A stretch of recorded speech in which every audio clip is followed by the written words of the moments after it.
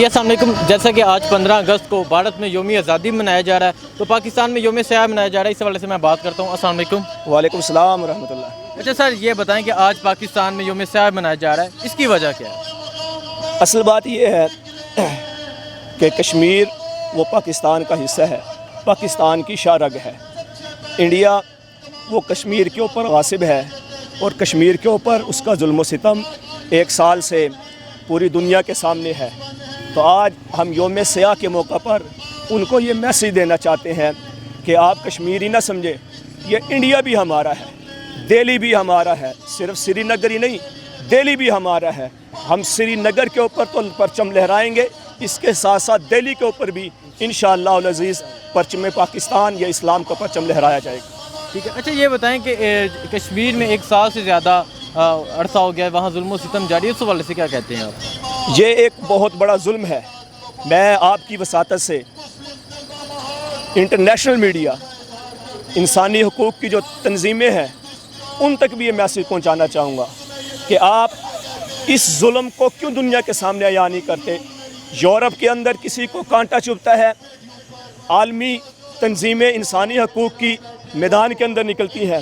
کیا کشمیر کے جو لوگ وہ مسلمان اسلام کا نام لینے والے ہیں, صرف اس وجہ سے تمہیں وہ ظلم و ستم نہیں نظر آتا کہ اس وجہ سے کہ وہ لا الہ الا اللہ کا نام لیتے ہیں؟ آپ سوچیں, 1 سال سے زائد عرصہ بیت چکا ہے, وہ اپنے گھروں کے اندر معصور ہے. میں ان کو خراج تحسین پیش کرتا ہوں کہ اتنے ظلم و ستم کے باوجود, اتنی ان کے ساتھ ناروا سلوک ہے, اس کے باوجود وہ آج بھی اپنے جھنڈے کے اوپر قائم ہے کہ کشمیر بنے گا پاکستان. میں ان کو خراج تحسین پیش کرتا ہوں اور عالمی میڈیا, انسانی حقوق کی تنظیمیں, ان سے یہ ریکویسٹ کرتا ہوں, یہ احتجاج کرتا ہوں کہ اس ظلم و ستم کو دنیا کے سامنے دکھایا جائے تاکہ دنیا کو پتہ چلے انڈیا ایک عالمی دہشت گرد ہے, مودی ایک عالمی دہشت گرد ہے. اچھا یہ بتائیں کہ جیسا کہ عمران خان نے دنیا کو دکھا تو دیا کہ یہ کشمیر پہ ظلم و ستم جاری ہے, لیکن اب اس کا حل کیا ہوگا؟ دنیا کو پتہ چل گیا کشمیر پہ ظلم و ستم جاری ہے. اس کا حل بہتر تو یہ ہے کہ ہم تو کہتے ہیں کہ وہاں ایک ریفرنڈم کرائیں, کشمیر کی عوام سے پوچھیں وہ کس طرف جانا چاہتے ہیں. آپ کشمیر کے 8-7 سالہ بچے سے لے کر 60 سالہ بچے سے, جس سے آپ پوچھیں گے وہ ایک ہی آواز, ایک ہی ان کی صدا ہے کہ کشمیر بنے گا پاکستان. آپ نے ان کے جنازے دیکھے ہیں کہ ان کا اپنے جنازے کے اوپر وہ کفن پاکستان کا پرچم پہنتے ہیں. ہم یہ سمجھتے ہیں کہ ان کی پاکستان کے ساتھ والہانہ محبت, وہ پاکستان کو اپنا سمجھتے ہیں, پاکستانی ان کو اپنا سمجھتے ہیں. ہمیں ایک قدم آگے بڑھانا ہے. انشاءاللہ العزیز ہم وطن عزیز پاکستان کی وزیر اعظم عمران خان صاحب, اپنے پاک فوج ان کے شانہ بشانہ ہے کہ وہ قدم اٹھائیں. انشاءاللہ العزیز یوتھ اسٹوڈنٹس طبقہ سر اول صف کے اندر اپنا کردار ادا کرے گا. آپ بتائیں, جیسے کہ آج پاکستان میں یوم سیاہ منایا جا رہا ہے, اس حوالے سے کیا کہتے ہیں آپ؟ وعلیکم السلام. دیکھیں, آج کا دن جو ہے اس کو انڈیا کا یوم آزادی کا دن کہا جاتا ہے, لیکن در حقیقت انڈیا کوئی آزاد ریاست نہیں ہے, بلکہ وہ مسلمانوں کے لیے ایک جیل کی حیثیت رکھتی ہے. وہاں مسلمانوں کی شہریت کو غصب کیا گیا, مسجدوں کو تالے لگائے گئے, اور صرف تالے نہیں لگائے گئے, ایک قدیمی مسجد بابری مسجد کو شہید کر کے وہاں رام مندر تعمیر کیا گیا. باقاعدہ حکومتی پارٹی نے RSS کے غنڈے پالے ہوئے ہیں جو مسلمانوں کی ماں بہنوں کی وہاں عصمت دری کر رہی ہیں. قربانی ہمارا اسلامی فریضہ ہے, وہاں ہمیں قربانی سے روکا جاتا ہے. خود تو یہ گایوں کے ساتھ کیا کچھ نہیں کرتے, ان کو ذبح بھی کرتے ہیں, ان کے ساتھ ظلم بھی کرتے ہیں, لیکن اگر کوئی مسلمان قربانی کے فریضے کو ادا کرے تو اس مسلمان کو وہاں شہید کر دیا جاتا ہے.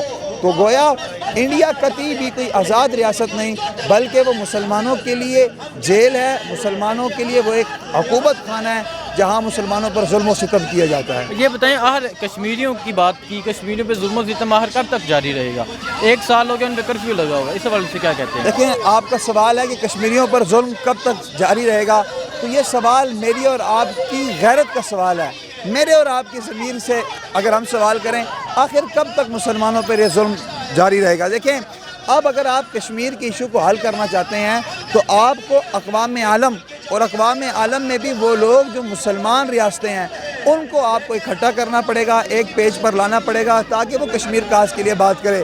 ہم کشمیر کاز کے لیے اقوام متحدہ کے پاس کیوں جاتے ہیں؟ مجھے اس چیز کی سمجھ نہیں آتی۔ اقوام متحدہ عالمی غنڈوں کی ایک تنظیم ہے، اس کے علاوہ اور وہ کچھ نہیں ہے۔ وہ عالمی غنڈے ہیں، ان غنڈوں نے مل کر مسلمانوں کو دبانا ہوتا ہے۔ شام، عراق، فلسطین، کشمیر سب آپ کے سامنے ہیں۔ آپ مجھے بتائیں اقوام متحدہ نے وہاں کیا کیا؟ صرف ظلم کیا، ستم کیا۔ لہٰذا اگر پاکستان سنسیئر ہے کشمیر کے ساتھ، اور ہم سمجھتے ہیں کہ وہ سنسیئر ہے، تو ہمیں یہ چاہیے کہ ہم مسلمان حکمرانوں کی APC طلب کریں اور ان کے سامنے کشمیر کا مسئلہ حل کریں۔ اور الحمدللہ یہ ایک ایسی غیور قوم ہے کہ یہ اگر 22 کروڑ ہے تو 22 کی 22 کروڑ کشمیر کے لیے سپاہی کی حیثیت رکھتی ہے۔ ٹھیک ہے، اچھا آپ نے کہا یہ 22 کروڑ کشمیر کے لیے سپاہی کی حیثیت رکھتی ہے، لیکن یہ سپاہی مرد مجاہد کب بنیں گے؟ دیکھیں یہ ہوتا ہے سالار تک، جب آپ کو اوپر سے حکم آئے گا تو یہ سپاہی تو بےتاب ہے۔ دیکھیں نا آج بھی آپ کو پورا پنڈی، اسلام آباد، کیا پورا ملک آپ کو روڈوں پر یہ لوگ نظر آ رہے ہیں اور یہ اس چیز کا عزم کا اظہار کر رہے ہیں کہ سبیلنا سبیلنا الجہاد، طریقنا طریقنا الجہاد کے نعرے کیوں لگا رہے ہیں؟ یہ ہماری ریاست سے کہہ رہے ہیں کہ آپ ہمیں اجازت دیں، ہم اس ہندو بنیے کو یہاں کشمیر سے بھگا کر آپ کو دکھاتے ہیں۔